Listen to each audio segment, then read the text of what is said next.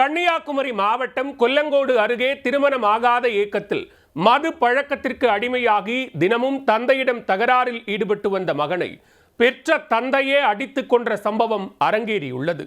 மகனின் குடிவெறி தகராறு தந்தையை கொலை செய்ய தூண்டியது எப்படி?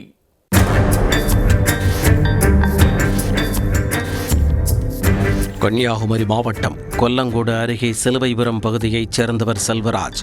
கூலி தொழிலாளியான இவருக்கு 36 வயதில் ஜினு மற்றும் 34 வயதில் ஜிஜின் என 2 மகன்கள் உள்ளனர்.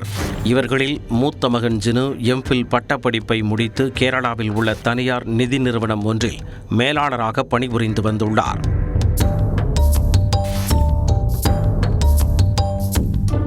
இந்நிலையில் இவருடைய மனைவி கடந்த 2 வருடங்களுக்கு முன் உயிரிழந்து விட்டார். இதனால் சோகத்தில் இருந்து வந்த ஜினுவுக்கு மற்றொரு திருமணம் செய்து வைக்க பெற்றோர் முடிவு செய்து வரன் தேடி வந்துள்ளனர். ஆனால் வரன்கள் ஏதும் கைகூடாமல் போனதால் விரக்தியடைந்த ஜினு அதனை மறக்க மது பழக்கத்திற்கு அடிமையாகியுள்ளார்.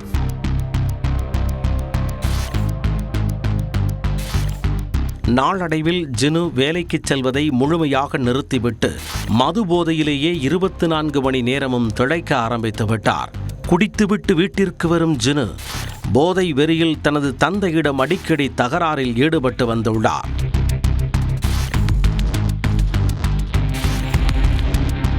திருமண ஏக்கத்தில் மகன் இவ்வாறு நடந்து கொள்கிறான் என நினைத்த தந்தை செல்வராஜ் ஆரம்பத்தில் கண்டுகொள்ளாமல் விட்டுள்ளார். ஆனால் இந்த சண்டை நாளுக்கு நாள் அதிகரித்ததால் விரக்தி அடைந்துள்ளார் தந்தை. இந்நிலையில் 2 தினங்களுக்கு முன் இரவு மது போதையில் வந்த ஜினுவை வீட்டிற்குள் அனுமதிக்க மறுத்து செல்வராஜ் கதவை பூட்டி வைத்து விட்டார். இதனால் ஆத்திரம் தலைக்கேறிய ஜினு கதவை உடைத்து திறக்க முயன்றுள்ளார்.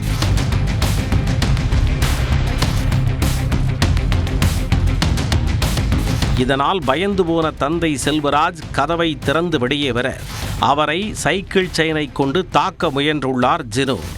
இதனால் ஆத்திரமடைந்த செல்வராஜ் அருகில் கிடந்த தேங்காய் துளிக்கும் கம்பியை கொண்டு தலையில் ஓங்கி அடித்துள்ளார். இதில் படுகாயமடைந்த ஜினு சுருண்டு விழுந்து துடிதுடிக்க உயிரிழந்தார்.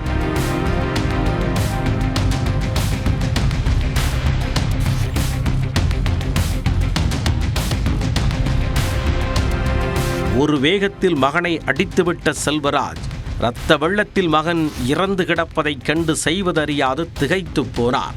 மகனை கொன்றுவிட்ட சோகத்தில் காலை வரை அப்படியே அமர்ந்திருந்த செல்வராஜ் விடிந்ததும் நேராக கொல்லங்கோடு காவல் நிலையத்திற்கு சென்று சரணடைந்து விட்டார்.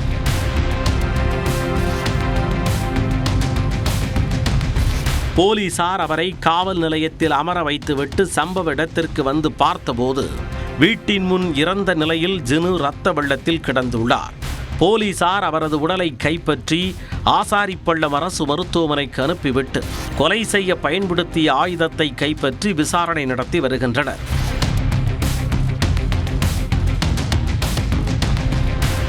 திருமணத்திற்கு ஏங்கி குடிபோதையில் இறங்கிய மகனை தந்தையை அடித்துக் கொன்ற சம்பவம் அப்பகுதியில் பெரும் பரபரப்பை ஏற்படுத்தி உள்ளது.